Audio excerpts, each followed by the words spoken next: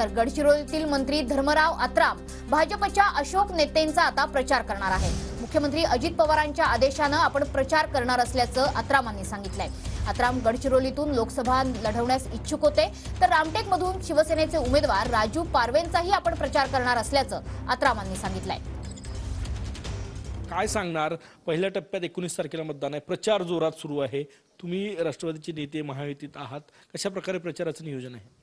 आता महत्त्वाचं म्हणजे राष्ट्रवादी काँग्रेसच्या वतीने स्टार प्रचारक म्हणून माझा सुद्धा नेमणूक झालेला आहे आणि त्या दृष्टिकोनातून ज्या ज्या भागामध्ये आपला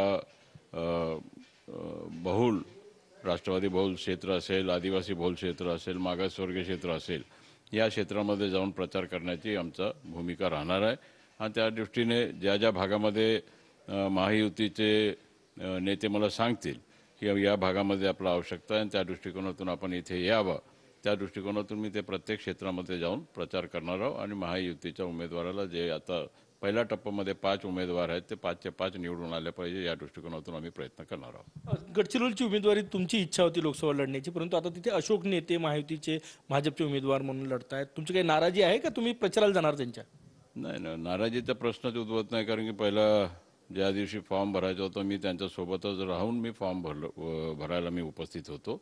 सीट भेटो की नको भेटो ते वेगळा भाव आहे। आता आम्ही प्रयत्न केला ते वेगळा भाव आहे की ठीक आहे, ज्यांना भेटलं मी पहिल्यापासून सांगितलं की जे महायुतीचा उमेदवार ठरेल त्याच्याकरता आपल्याला प्रचार करायचा आहे। त्या दृष्टिकोनातून हे 10च्या 10 जागावर हा विदर्भामध्ये आमचे 10चे 10 सीट महायुतीचे येतील।